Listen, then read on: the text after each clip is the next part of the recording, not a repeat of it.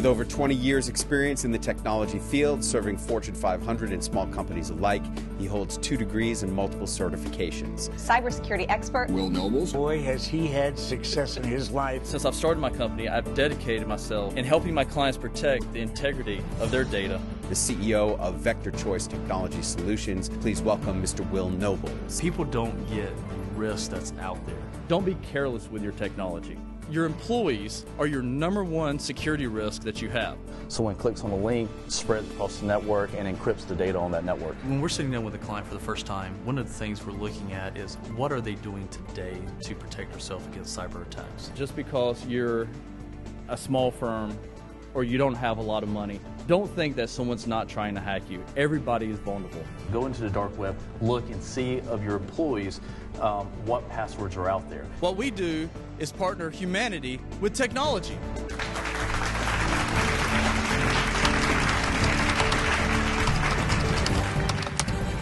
How's everyone doing this morning? Thank you so much for joining the webinar as well as Facebook Live. We have a lot to talk about today, but we have a special guest, Ella Carter, that we're going to be introducing here in just a second. But today we're going to be talking about internet providers for your home and business and what are the best ones to go for. I'll give you a teaser. Really not any of them, but you know what? You have to have it. So let's we'll talk about that. A little bit about myself. Besides covering the same thing I've covered on here, I am going to share one little tidbit. I was about myself that you might not know. I was actually MVP of my senior year and captain of my senior year of my baseball team. So again, I'm just trying to throw some little things out there that you might not know about me. But so I have been living, I guess, a little bit in the spotlight, I guess you would say, Ella, for a little bit. That's a little bit of tidbit about me. And what we're going to be talking about today is who's Vector Choice real quick. Again, this is not a sales webinar. This is more educating you about technologies that are out there. Recap of past webinars, special guests, and internet providers in any Q&A at any time. If you want to if you have any questions for us, please feel free to put it in the Q&A or chat or in the Facebook Live chat messages. A little bit about Vector. We have 4 offices in the United States. Georgia is our corporate office, but we service 23 states right now and about 2 other countries, but we've done work in other countries as well. We do a lot with compliancy, HIPAA, PCI, GDPR, NIST compliancy. So if you need any help with that, we can definitely help you with those types of services. Our services offering, managed services, email hosting, business internet, which we're going to be talking about today. We're a business broker, and I'll tell you what that means. And then talk about technology consulting, compliance, software. We've talked about a lot of this so far, but just wanted to share a little bit of that with you. Again, this is not a sales webinar. This is more just educating you what Vector does and as well giving back to the community while everybody's working from home. VectorChoice.com/work from home. If you want to look at the past webinars, I think we're on week 4 now of these webinars. And so if you're interested in watching any webinars on how to use Zoom, video conference etiquette, to Office 365, to phone systems, all kinds of good information that's there. All the links that I talk about, all the products I talk about, we share the links there. This video will be uploaded in about 24 hours to that site, so you are able to go back and watch that. So again, VectorChoice.com/work from home. All right, so we have a special guest today. And again, any of my clients or anybody that's on here would like to promote their company or like to come on and be a part of this, please feel free to reach out to me. I love able to help my business partners as well as my clients share their information to get their information out there. But our special guest today is Ella Carter. Ella, thank you so much for coming on. Thank you so much for having me. So Connect Pay USA, tell us a little bit about what you guys do. Okay. Connect Pay USA is a payroll service provider for small to medium-sized businesses. That's our specialty.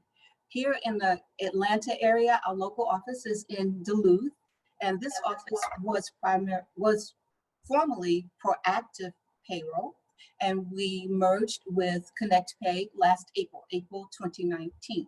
I have been in the local office here for 4 years, this past April, and love what I do, being able to educate small to medium-sized business owners in the area of payroll, how to do it more efficiently and effectively, and to also introduce them to our payroll partners so that they can have the other areas of their business covered as well. Cool. So, and I'm assuming because we have people in different states on this call, can you guys handle payroll outside of Georgia? That is correct. Yes, we can handle payroll outside of Georgia. As a matter of fact, we have offices in Connecticut, in New York, in Florida, 3 locations in Massachusetts, and Michigan as well. But we do payrolls all across the country. Great. And everyone, I will be putting her information back up there if you would like to contact her directly about payroll services. I'll be putting that up there. So Ella, how, it's crazy. I think I've been home 38 days now, besides going to Kroger and Home Depot and the gas station once. I can't believe I've only filled my truck up one time in 5 weeks. But how are you helping your clients today with payroll? Because I'm sure there's a lot of changes happening with how people are getting paid, and we'll talk about PPP in here in a second. But how are you helping people today? Well, with us working from home, me specifically, a lot of questions have come through, of course, with the things that you referenced, with the FFCRA, Families First Coronavirus Response, with the CARES Act, with the PPP. So we've had a lot of questions. We've needed to field those questions, get the information that our clients needed over to them, also sending them to referral partners like banks that are approved to do the loans and things like that. So we've been in constant contact as much as possible, making sure that these people are educated on what's available, how to go about applying, making sure that they have the necessary documents to do that. And that's one of the ways that our employees are staying busy with working at home. Since we are an essential, a lot of us are in offices, but to keep that social distancing, we've had to make sure that in the offices we don't have more than what the law is saying we should have, and to keep the distance that's necessary.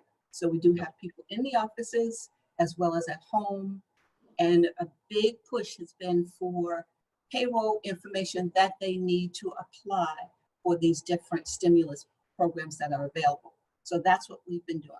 We have a portal set up for each one of our clients so that they can go onto the system and pull any information that they need. And of course, when there's a rush time and people don't remember their passwords or whatever the case may be, we've made sure that we assist them with going ahead and getting that information. We pull down the necessary documents and we send them to them via secure email. That's probably about a 5 to 7 minute process for us to go in and pull it down and make sure that they have what they need. Send it via the secure email. Sometimes they'll get on there and they're not sure what they're looking for. So we tell them, don't frustrate yourselves. Just call us. That's what we're here for. We're a resource for you and we're here to help. Yep. And, for everybody on this call, the PPP is the Payroll Protection Act that the Congress passed. And I know it ran out of money last week, I think last Thursday. Or Friday, last Thursday. I know they're looking at another $250 billion to put into it, I believe. They're just waiting on to get that passed. We received our money Thursday for the PPP for the company. I know quite a few companies that did receive. So far, I only know one company that didn't get it because it ran out of money. So they're on sort of the waiting list for the other. Did any of your clients get the PPP money? Yes. Yeah. Yes, so we have several. So it is real money out there. Yes, there is real money out there. It wasn't just a dream. Yep. There's real money out there that are supporting these small to medium-sized businesses, and people who applied right away, of course, started seeing the funds come in. We have a couple of clients actually that applied on Friday. We know of one that following Wednesday, they already had their funds. And what they're doing, which is very smart, is they're opening up a separate checking account with their bank so that those funds are there. So it makes it so much easier to be able to track those funds and when it's time to talk about at the end of things, if that's gonna be forgiven, a grant, versus if it's something that you have to pay back. So that's something that we are recommending, is that they have a separate bank account, which most employers know that it helps them keep track of it. And again, we're referring them to bookkeepers and CPAs to help them with those type of things. So we love our referral partners to be able to do something like that for folks who are concerned, not sure where to go and what to do. And again, the banks. So that's what we've been recommending, is having that separate account. And now with it, the funds being gone officially as of Thursday morning, from what we understand, Wednesday night, Thursday morning, they are looking at doing something else that is still in the works. So we're staying on top of those details. They said that the House and the Senate is passing a phase form of the funding. And until that bill is passed, of course, all we can do is stay on top of the details and continue to educate our clients on what is possibly going to happen until it happens. And then we'll continue to educate them at that time. Yeah. So if you're a business owner on here, definitely, if you do not know about the PPP, but I hope to goodness, if you're a small business owner, you do know about it now. But I've ran into people that haven't heard of it, and I need to apply for this. So definitely go out and go ahead and apply. You're going to be in line for the next, hopefully, the 250 billion if they pass that. But that money went very, very quick. I think it went in a week, about 2 weeks. I think it actually went out. So on the payroll, so I know payroll, everybody thinks of W-2 employees, but do you also help with 1099s as well, and going through that process? Absolutely. We do W-2, 1099 employees as well. We do anything for companies as small as one employee, because people say, well, why would I need payroll for one employee? Well, you have to do the same taxes, same quarterly reports and things that are necessary. People want to concentrate on building their business and not working so hard on that business, getting those administrative things done. And that's something that helps them, is to take the ease of the payroll off of there. Will ease things away from that payroll system having to be done by them administratively, and allowing us, or outsourcing that payroll. I think that's a huge benefit to business owners when they realize there's a lot more to this than I thought once you get into it. So that's one way we can help. And we love to sit down with folks and just tell them some of the things that are available, even if they're not interested in running payroll right now, just to help them understand all that is behind that, so that if it comes time that they do want to outsource, they can make an educated decision. They have the information available to them to help them understand why it's necessary. So there's a lot of changes. And then especially at a time like this, where there's so much information going on, it is very helpful to have that resource built. Yeah. And one of the stories I love telling, and I think, Ella, I've told you this before, is I think back in 2010 when I was small and I was trying to do everything on my own and save all the money that I can. And I actually had my accounting company doing my payroll. Well, they were paying everybody, but the problem is, a year later, I find out that payroll taxes for the IRS and Georgia were not paid. And I will tell you, do not mess with the IRS. I definitely, you do not want to do that.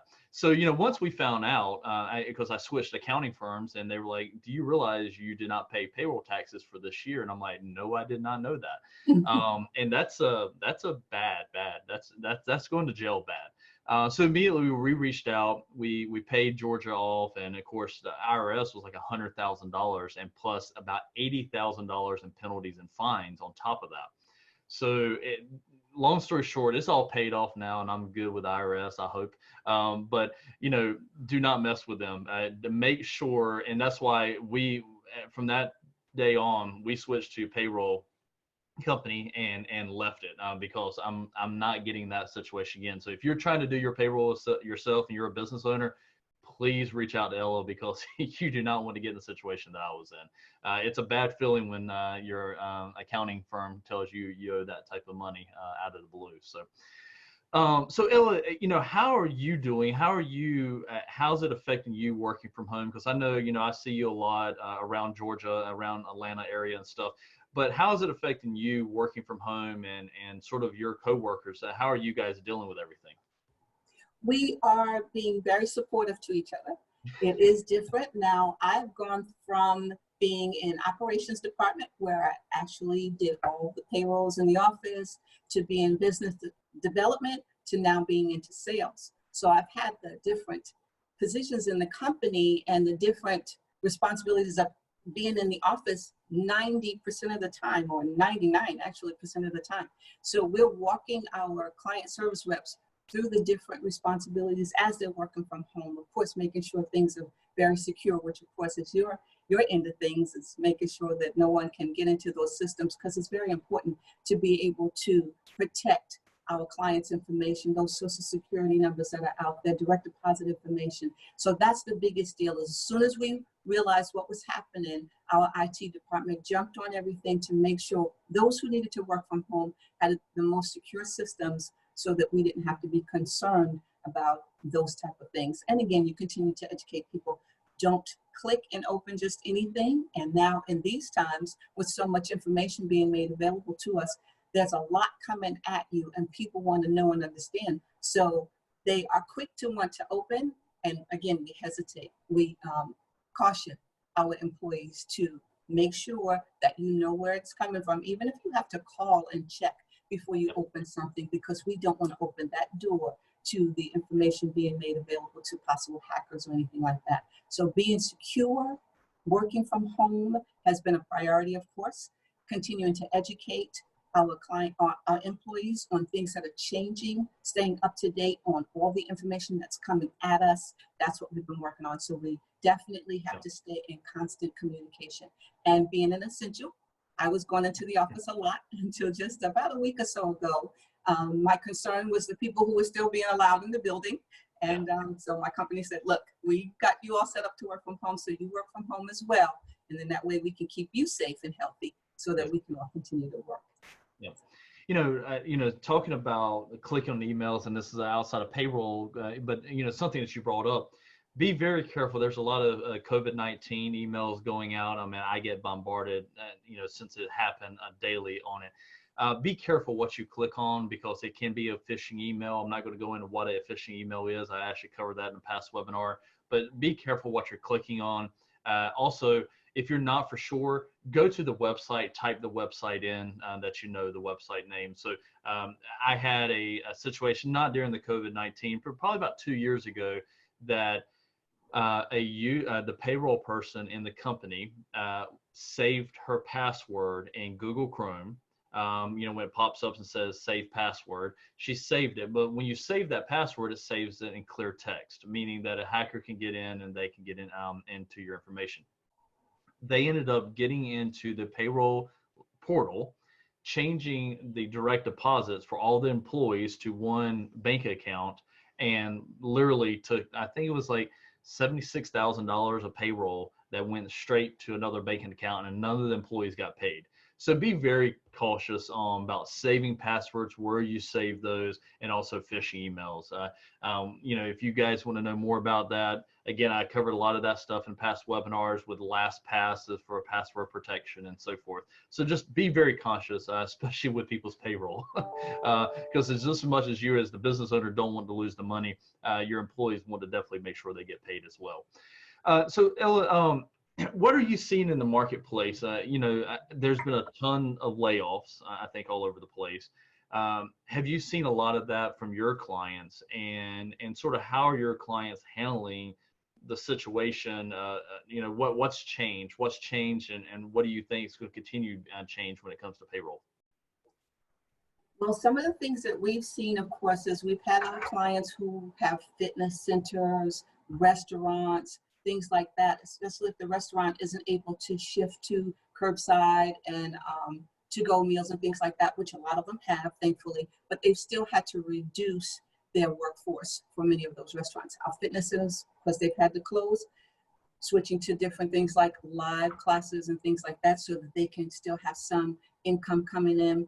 But we've had to stay on top of those details, because now it changes the codes in the system to cover sick leave and the family leave for coronavirus. So we thankfully have been able to go in, because our company owns our tax and our payroll platforms, so we could immediately go in, make those changes, so that the first payrolls that needed to run with the changes, we were good to go, so that they can see those the effects right away. And it's very important to be able to make sure that you're staying compliant. And that was one of the things that had a lot of people in flux. How do we record this? What's going to happen with this? And that is something that we were able to do quickly because of owning that software. So other things that we would suggest to people is making sure anything that you have a question on being compliant, you go back to your folks. For us, for payroll, for the referral partners that we have them checking with on workers' comp, HR, and that's HR is a huge part of all of this. So to make sure that they're understanding all the different codes and things. And one thing utilizing the codes, people keep asking about the tax credits. So utilizing those special codes allows the employer to be immediately reimbursed for the tax credit. This is done by reducing their required deposits of payroll taxes, which allows these funds to be available for future payrolls. And that is huge because people need their funds now to be able to continue running a business, and especially small business owners. So we want to make sure that they know what's available, have those codes in place, and are educated about it. So that's what we've been staying on top of with those changes that are going on. Yep. And from the standpoint, just so everybody knows, the payroll company, you guys process the payroll, you handle paying the taxes to the IRS and state, and you handle all that for the company. So really, what is your liability? Let's say that your company doesn't pay the taxes. Where's that liability? So business owners know that they're still on the hook, even though you might not. I believe, as my understanding is, the business owner is still on the hook if a payroll company doesn't follow through with payroll, correct? Or the taxes portion. Well, they still have to pay the taxes, yes. Yeah, but we have never had an issue where we've been working with a company and payroll taxes have not been paid just because of some things that we have in place to do that. And what would happen is they usually get a notice or something from the IRS, and the state government agencies. They send those immediately to us, and we would fight on their behalf as long as they've been doing payroll with us during the period of time that the issue was cited for. So and yes, of course, they still have to pay it, but what's something that we do, if any mistakes are made, say there's a difference in their unemployment rate and it causes not enough funds to be collected or anything like that, what we do is we fight on their behalf. Of course, we get the amounts paid that need to be paid. And then what we endeavor to do is try to get the penalties and any interest abated. So if that's something that, they didn't just do this because they didn't want to pay the taxes, it was an honest mistake, perhaps in the rate, again, like we said, or something like that, we would fight for them to be able to get that fixed. But that doesn't mean that the business owner is off the hook for paying those taxes that are due. It just means that now you have us fighting for you on your behalf to get those things taken care of. And you're not sitting on the phone with those agencies and wasting valuable time that you could be putting into running your business. Yeah, no, absolutely. So how do you, managing expectations? So when someone signs up with you guys and the onboarding process and everything, what does that look like? How long does it take? Obviously you don't want to have a lapse of payroll anywhere. How does that process work? Well, we ask people to give us, depending on the size of the company, how much year-to-date information they have. So say this time of year, we've already got one quarter through. So if you're coming to us for payroll, we're going to need to put that information, update that year-to-date information, quarter-to-date information in our system so that your employees are getting one W-2 at the end of the year. That's something that we like to offer to our clients to go ahead and move everything over so you're not being concerned with dealing with a former payroll service provider. Everything is now with us. We ask for usually about 5 days before the first payroll needs to run, again, depending on the size of the company. If it's a new business coming to us and they have no year-to-date, that's something we can turn around in about 24 to 48 hours. If it's a small company and this time of year, like I was saying, with the quarter one for all reports being done, that's an easy upload as well because we're going from those quarterly reports, and we're pulling all that information in.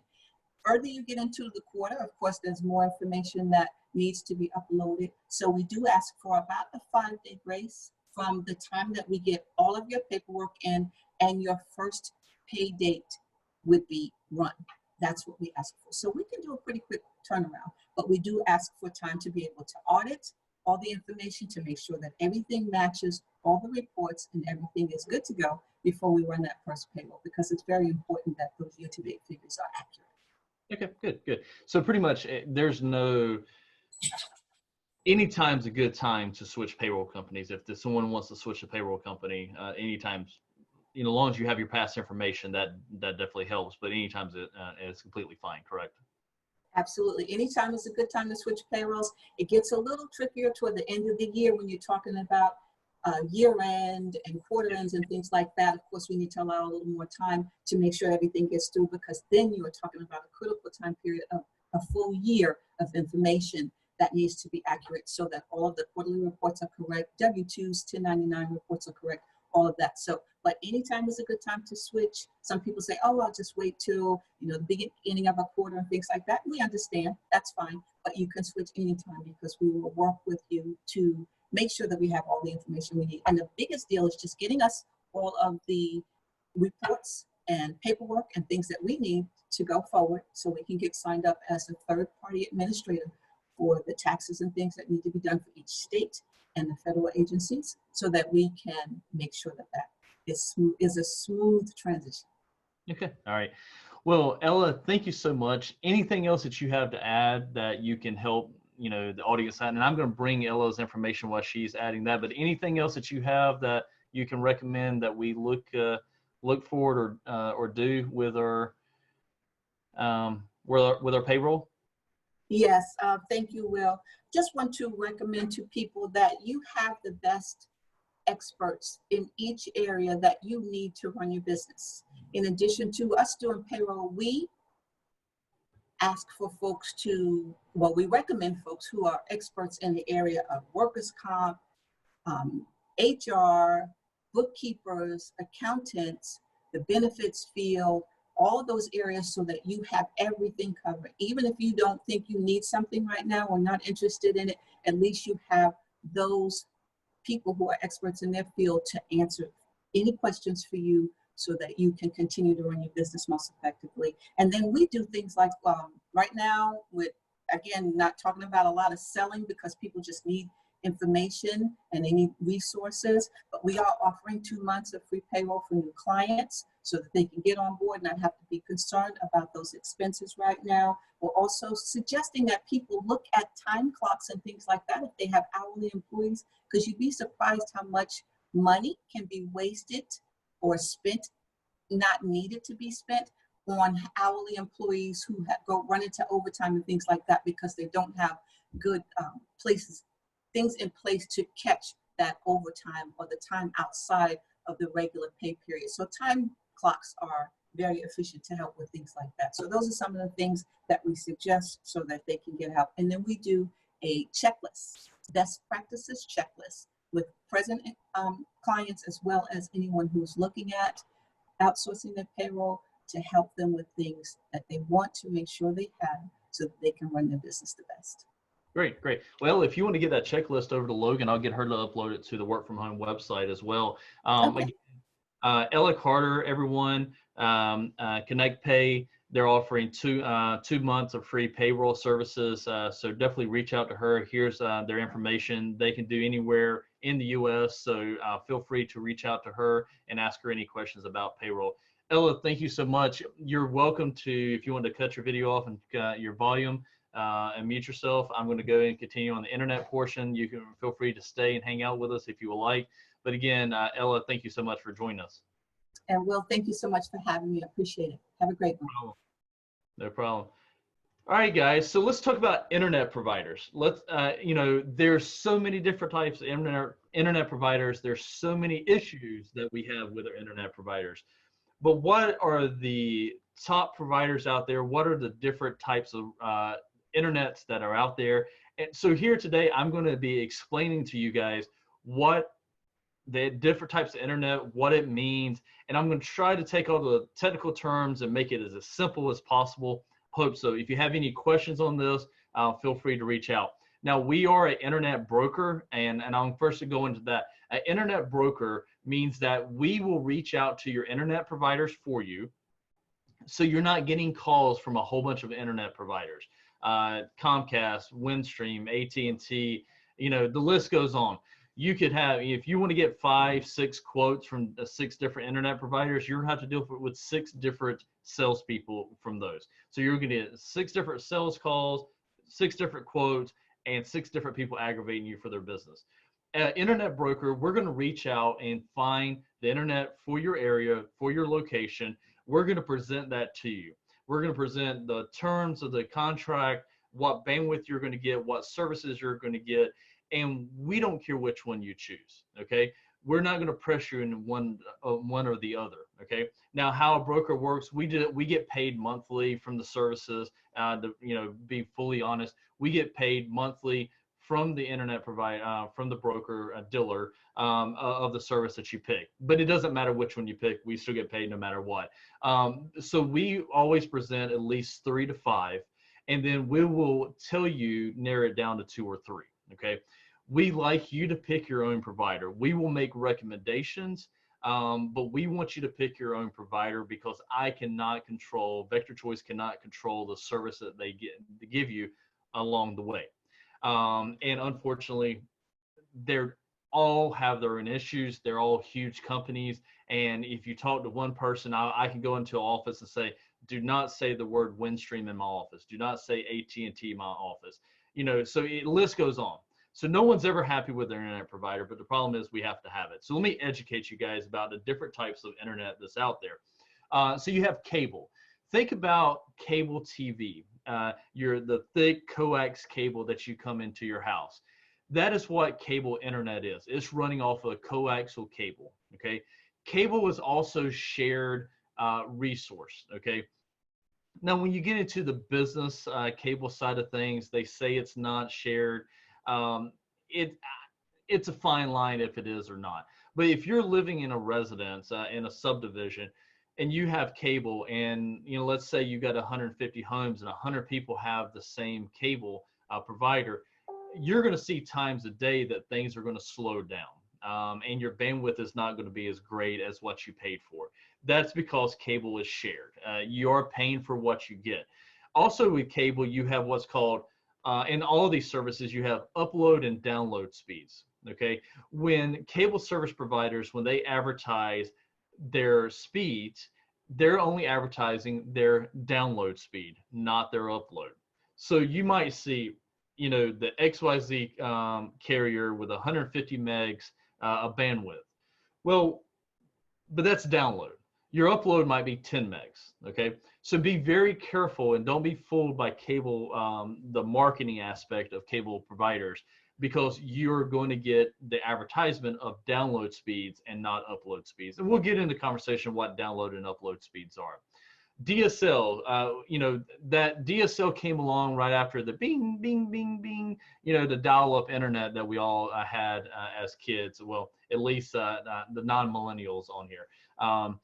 And so DSL is a digital subscribe. Now that is the service, the upload and download speed is your upload and download speed. And it's pretty, it's decent in most areas. In most areas, especially when you get into rural areas, cable and DSL might be the only 2 options that you have. Okay, and so DSL, you can still get DSL for business. AT&T offers that, and I think there's some other providers as well. I'm not here promoting any carrier, so I might mention names here and there, but it's not the only carrier that does that. Let's talk about fiber. So there's some places now you can get fiber in your home, okay? Mostly in metropolitan areas. You're not going to get it in Eastern North Carolina, where I'm from, in New Bern.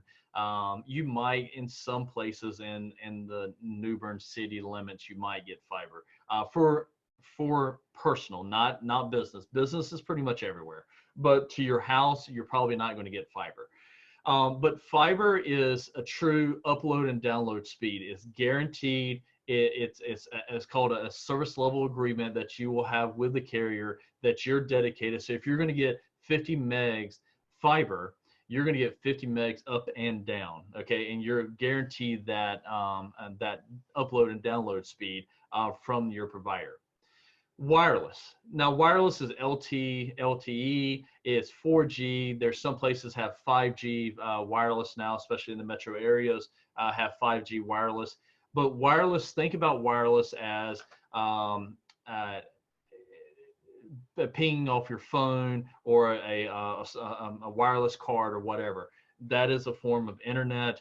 Now, that is the same, a lot of wireless providers, though, is going to charge you based on subscription. The unlimited it's very expensive, and then they still cap you. If even if it's unlimited, you got so much, and then they slow your speeds down after you get past a certain amount of megs used in that month. So, but wireless is an option that you can use for your home and obviously for your business as well.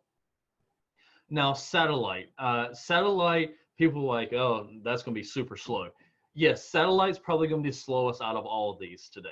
Okay, but satellite, especially businesses or homes that are way out the beaten path in country areas in Georgia to North Carolina or to wherever, satellite might be the only option that you have. There is some satellite providers that are really good, and there are some that are really, really bad. So be very careful with that. But satellite's relatively inexpensive, but you're also getting what you paid. You're going to, again, with satellite, your download speed is going to be faster than your upload. But it's still going to be spotty. And especially with storms come in, it's going to be spotty at that time. So satellite is your last option. It's a cost-effective for businesses if you want backup internet besides paying for a full-blown another fiber or DSL line, and you want to go to like a satellite just for backup. Especially, I've got some locations in North Carolina that have satellite service, and they run completely fine. So it's just slower. I mean, the bottom line is slower. So, as soon as you can get off a satellite, the better. But again, satellite's a last option that you have. Also, it gives you the ability to have backup internet if you want backup internet, if a line gets cut or whatever. So, again, if you guys have any questions, please put in the Q&A or the chat, and I'll answer those for you. But that's the different. Now, the days of what, some of you guys might have heard of T1s. And the days of T1s are pretty much gone. I think there's still some out there, but most people don't even use those. They're so slow. Think about this. A T1 is 1.544 megabits up and down. Okay, it's dedicated, but it's 1.544 megabits. So 2 T1s is 3 megs. Okay. The smallest fiber that you can get is 10 megs. So to give you an idea, of T1s are long gone. There's probably some places that still have it, but most people don't use them anymore. Okay, so I found this out, and this is not my opinion. This is off of a business review site, but the best internet service providers for 2020. Again, I somewhat disagree on some of these, but that's my opinion versus a consumer report that I found on this website. Xfinity, Xfinity is just Comcast, okay? Xfinity is the Comcast for version of the business, the residential grade. But best cable internet, I will probably agree with that. Xfinity does a very good job at home, and Comcast does a very, very good job in business today. Now, I would not have said that 10 years ago. But today, in the past several years, Comcast has done a very, very good job at that. I do recommend for business, Comcast does have business fiber as well as business coax. Now, again, business fiber, you might say, I got Comcast. Well, Comcast what? Comcast fiber, okay, you got 100 megs, you got 100 megs up and 100 megs down. If you have Comcast business and you have coaxial cable or cable, internet, you might have 100 megs up and 10 megs down. So be very careful. And then also with the business fiber, not just with Comcast, but with business fiber, you get a contract and you get a service level agreement. With business coax, you do not get a service level agreement. So that means that you can be down for a long time before they prioritize you over a fiber customer. So the fiber, you're got dedicated up and download speeds. It's dedicated to you, only to you, your business, or your home. And also you have a service level agreement of how much uptime they have to have for that fiber. Fiber's uptime is a lot greater as well as coaxial internet as well. CenturyLink, best value provider. Maybe so. I don't know all the facts around how they came to that, but yeah, maybe so. Verizon, best fiber internet. I would say in the Northeast, Verizon has probably the best fiber. Okay, Verizon has the best fiber. In the Northeast, Boston, New York, Connecticut areas and stuff like that. Now in the South, Verizon is still good, but the prices are a lot higher. You can get a 100 meg fiber business fiber circuit for probably about $700-800 a month. You can get a 1 gig fiber for probably about $1,400 to $1,500 a month. Now, this is coming with a managed router for your the business, a piece of it as well. You definitely want a managed router in front of that's with that. But that's sort of the different options. Best satellite internet. There's other ones better than, I'm not going to say their name, just trying to stay neutral here. But there are other business internet providers out there that are better than this. Now this, I think they're talking about more consumer grade and at your home, but the business satellite provider that we use, that we recommend, that we have installed in clients, is definitely a lot better than what this company offers. Cox, lowest price and lowest cable, probably so. But the problem with Cox, I've had a lot of complaints with Cox services and their uptime. So if you're in between Comcast and Cox, I would definitely personally lean to the Comcast side. Now you might be wondering, when you're in areas, especially in the metropolitan areas, that you have fiber into your building, but only Cox can provide it and not Comcast. They have some kind of, in different areas, they have different sort of demarcs, and they say, this is my area, this is your area, and they don't go into each other's area. It's really weird here in Atlanta, especially. You might say, hey, you can get cable, but it has to be with Cox, or you can get cable over here, but you can't get Cox. It's all Comcast. So just because you have cable in your area, especially for business or consumer, you only might be one option that you can get from a cable standpoint. Satellite, pretty much anywhere, as long as you don't have a lot of trees and stuff. And it's sort of like having satellite TV. You should be able to get satellite anywhere. Fiber is all based on where it's ran. The nice thing about reaching out to us as a broker, we can look at all of the fiber, where it's ran down the road, by your building or by your house. Now, a lot of times what happens with fiber, and just to educate everybody on this, fiber might not be in your building, okay, or even at your home. Now, if they're at your home, they probably won't even quote you. But if it's close to your building, and we see fiber running down the road and it's not running into your building, but it's close to it, we can get a quote from the fiber the carrier. Okay, that's Verizon, AT&T, Windstream, you name it, we can get it. They'll give you a quote. Let's say if it's 200 meg fiber circuit up and down, they're going to ask you to sign the contract. Now, we always tell people, okay, sign the contract. The nice thing about that is that until they install the service, you can get out of your contract with a carrier like that. And especially when they go into, and they will do what's called a site survey. So after the contract's signed, they will do a site survey to see if there's any called build cost.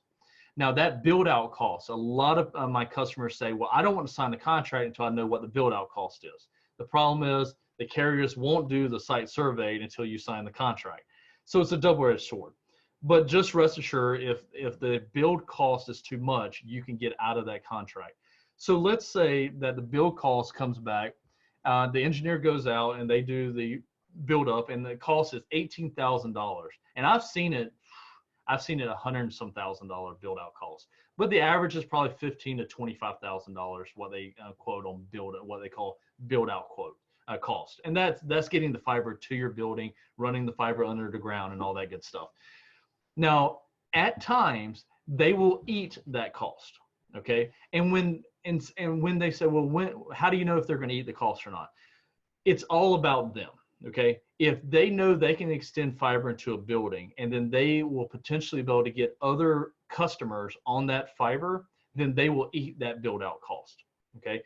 Or they might come back to you and say, look, we can eat the build out cost, but we're going to have to spread size $1,000 a month. We're going to have to charge you $1,100 a month for the same internet. And what they're doing then is they're trying to recoup some of that money of the build out cost back. So we've negotiated different types of ways. And then sometimes the customer has to pay because they look at all their numbers for the length of the contract and they've got a calculation and they say it's worth the risk or it's not worth the risk. Or it's a $50,000 buyout, build out, but we will only charge you $30,000 of it. Now, it depends on how bad you want the fiber into your building, especially in rural areas, of if you're going to pay that or not. So that's all up to you. But even after you sign the contract, you decide you're not going to pay for that build out, that the contract's voided. So the rest assured, you can definitely get out of contracts when it comes to that. Now, once they install, it's very, very hard to get out of a contract with an internet provider. And one of the things they also do in their contracts, they will do auto renews for a year. After, say, if you sign a 3-year contract, they'll do an auto renew for a year. So you definitely want to watch that. Now, if people say, well, I only want to sign 1-year contracts, that doesn't happen in the internet world. Your cost of your internet is going to go skyrocket per month. So don't sign any more than 3 years. I recommend 3 years, and that was sort of their status quo quote that they do. But your price, if you want a 1 year, they can do a 1 year. They're going to push back very, very hard. But they're also going to say that the cost is going to go up as well. So don't think you're going to get a 3-year price at a 1-year contract. Do not ever go past 3 years. Internet cost goes down so fast. Fiber, you would never get a gig fiber, even 100 meg fiber. I don't know, 7 years ago would cost you $2,000 a month, $2,500 a month. So don't sign more than a 3-year contract when it comes to internet providers. Okay. So that's sort of that. Now, if you want to look at all providers out there, and there's tons. I mean, the most common is the Comcast, the CenturyLink, the AT&T, the Windstream, the big names. But there are other carriers out there that we do recommend that are very, very good, and their actual customer service is pristine. Now, the difference in that, you have CLEX and LEX, okay? I'm not going to get technical with that, but really you've got the big boys like AT&T, that's all the fiber or all the internet in the area. And you can go to a CLEC that is just another carrier, but you're going to get the cost cheaper. Now people say, well, how is, if it's riding over AT&T or Windstream, how is the cost cheaper somewhere else?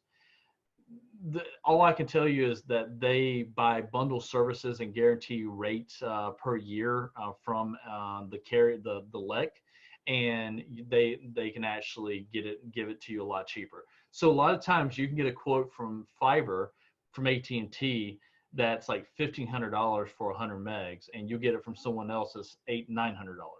So be very careful with that. And also location based. If you're in the metropolitan area, fiber is going to be a lot cheaper. All services are going to be cheaper in a metropolitan area, but fiber especially. But once you get further out of the metro area or you get into a rural area, the cost of services is going to go up. So a lot of people say, well, how much does 100 meg fiber usually run? Well, in a certain area, it's going to be different. I mean, I've seen as low as $600 in a metro area in downtown, but they know they have the mass amount that they can recoup the money.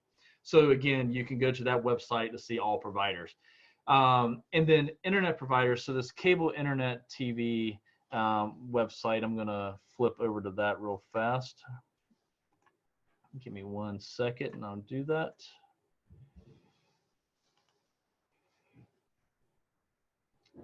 Let's see. Actually, I don't have it pulled up anymore, but just pay attention when it comes to pricing and everything. Pay attention to your pricing, what you're going to be paying for. and the different options you have. But you can go to that internet site, and I think what provides it in your area, what providers will actually, and how much bandwidth you can get to for that area. That's a good site for that. I believe that's what that site's for. So since I didn't have any questions, I hope this was very helpful, sort of to determine the internet. What I would highly recommend for you to do is make sure you have the best internet that you can get, and the cost that you can afford at home or your business. Because the faster your internet is, the faster you're going to be able to work. And I talked about quickly, and I'm going to go to this real fast, download and upload speeds. Download speeds is when you're watching a movie or you're downloading files from a server or the internet, what people would consider internet, but you're really downloading it from a server. When you're downloading that data to your machine, okay, that's download speed. Upload speed is how fast the files are being uploaded to a server or to the internet. If you're uploading files or when you're sending emails and so forth, that's your upload speed. So that's the difference between the two, and look at it as you know, a two-way street, and both of those can work at the same time. And a lot of people say, well, how big of a fiber do I need? It all depends on what you're trying to services that you have in your house, in your business or at your house. If you're trying to game from your house, if you are how many employees you have inside your office, that really determines what kind of internet that you really need. And I would, for businesses, I highly recommend fiber, if not a business coax or coax cable internet. Coax cable, I would say once you get past about 20, 25 employees, I would go to fiber at that point and have more dedicated. We recommend a lot of having fiber and then have a backup, low cost backup cable internet, so it automatically fills over to that and everything. So Wednesday's webinar, we're going to be talking about the different types of antivirus, what types of antivirus is out there, what's best for your home computer, what's best for business, what's called second generation antivirus. We're going to be talking about that, and we're going to dive deep with one of my engineers on antivirus in a whole. Also, we got a special guest, David Shavton. David is a business coach, and not a business coach, but more, he helps you if you're about to sell your company. He helps you prepare. He helps you get everything together to make sure your business is running optimal, so you actually sell your company one day. So if you're interested in that, David is going to be awesome at doing that. The free services that we're giving away, if you want to go to vectorchoice.com/biggreenegg, we're giving a green egg away. This campaign ends May 30th, and then we'll be doing the drawing the week after that.